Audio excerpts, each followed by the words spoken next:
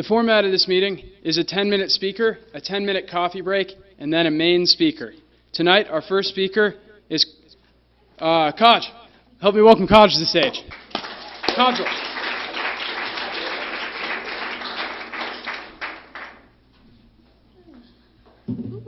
Hi, Kajal alcoholic. All right, this is my first time speaking at a meeting, so I'm pretty nervous.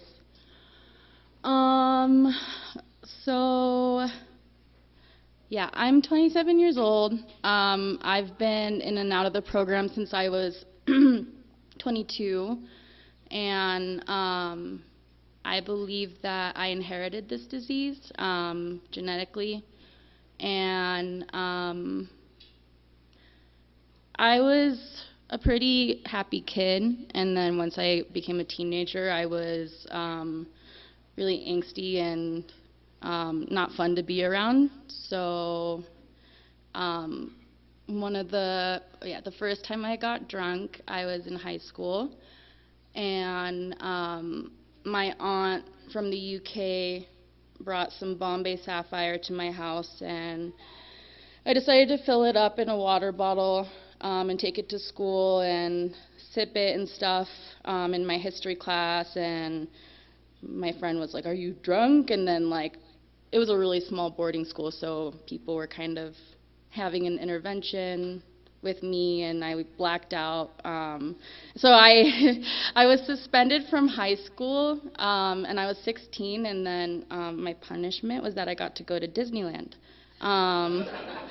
So there's a lot of enabling going on. I did whatever I could to get my hands on alcohol or drugs. I did do other drugs, such as cocaine and any type of pill I could get my hands on. So, like most people, it was fun at first.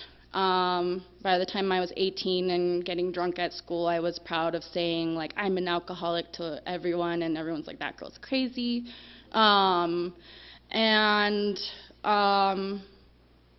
When I went to college, that's when I was a free woman, so I went to lots of house parties, frat parties, any type of occasion to drink, and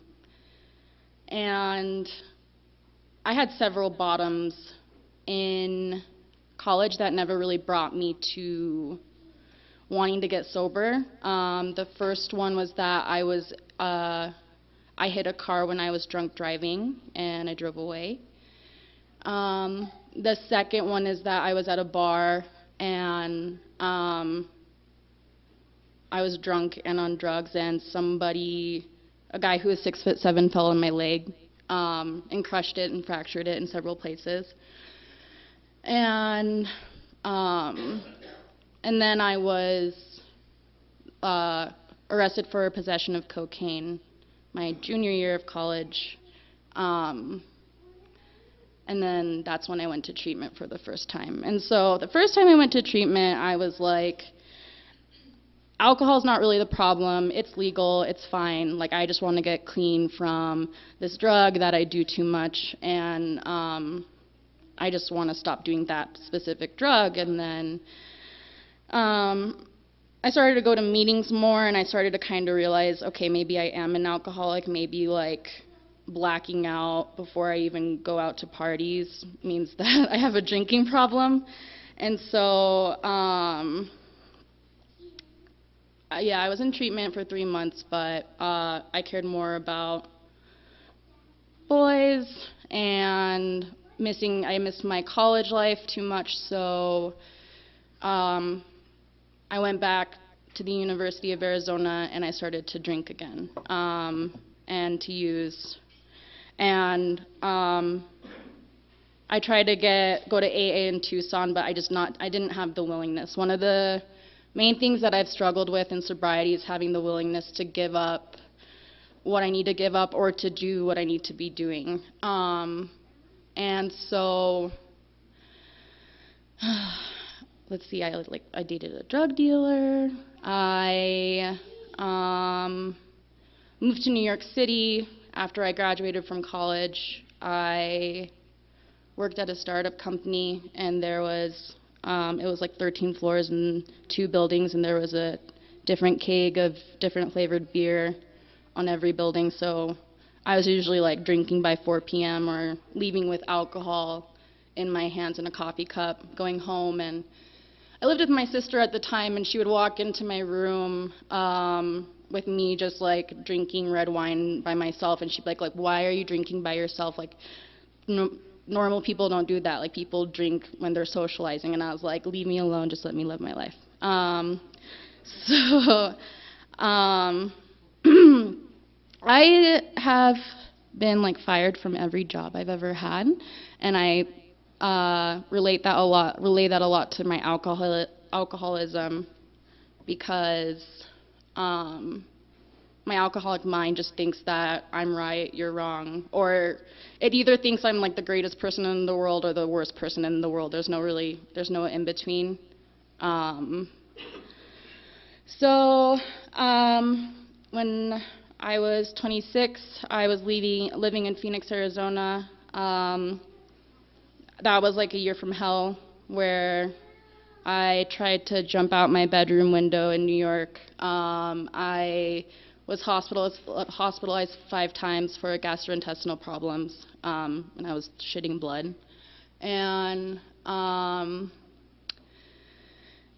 by the end of 2017, I was drinking 2 bottles of wine a day, and I couldn't stop. And so one night I called my mom, and I told her, if I don't go to rehab like this week or like tomorrow, I think I'm gonna kill myself.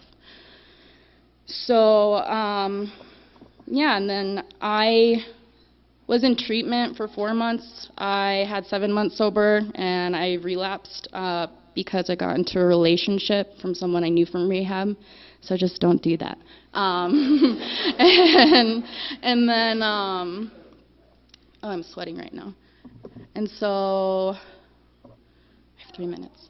Yeah, so this program has really helped me a lot. I wouldn't replace it for anything. I've met some really amazing friends in here, and I'm able to have a relationship with my parents where sometimes we still have conflict, but for the most part, I can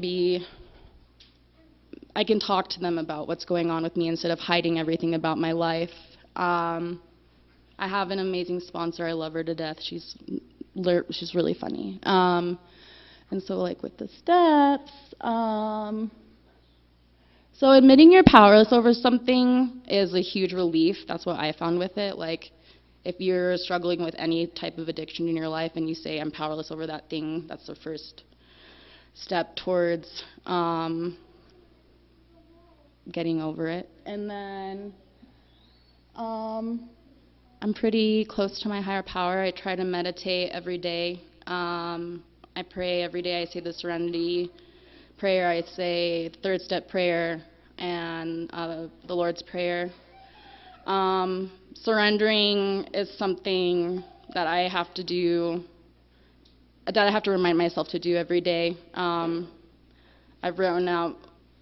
hung up my 3rd step on my wall. 4th step has also, I'm sorry, I'm so nervous right now. Yeah. So last year I did a 4th step, and there was 66 people that I resented on there. And I did the most thorough 4th step that I possibly could. And then this year, when I was doing it again, there's only 22 people on there. So that's great. And then I'm on my 6th step right now, asking God to remove your defects of character. How much time do I have? 1 minute. Okay. Yeah. So today, yeah, like I said, I have great friends. I don't want to make friends with people just for the sake of getting fucked up. I am a grad student. I want to become a teacher, so I have a dream that I want to follow. And I have a relationship with my higher power that I don't ever want to give up. because I don't know what I would do without my higher power. And so, am I done, Kirk? Am I? Okay. So, yeah, I'm just trying to think. Let's see. So I haven't practiced a 10th step enough. I should start doing that and just memorize what it is, because I think it's really important to, like, instead of letting things build up over a long period of time, it's good to just, on a day-by-day basis, like, think like, okay, well, I'm feeling resentful, or I'm feeling jealous, or I'm wanting to steal or something. Like, you just have to get to the root of it, and that's what this program does for you. My sister is like pretty successful, and she lives in New York City, and she comes to me for advice. Like, she has a lot of issues around relationships and her self-image that she struggles with, and she's able to come to me today and she says, I feel like shit the whole day, and then when I talk to you for 20 minutes, I feel better. And that feels really nice. And like, I can be a better daughter today to my parents. My mom's right there. I love her.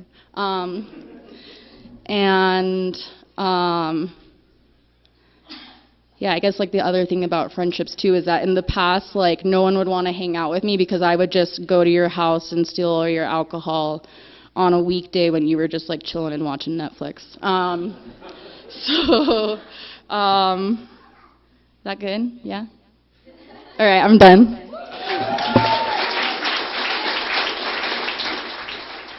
Thanks, Kajal. Now let's take a 10-minute break.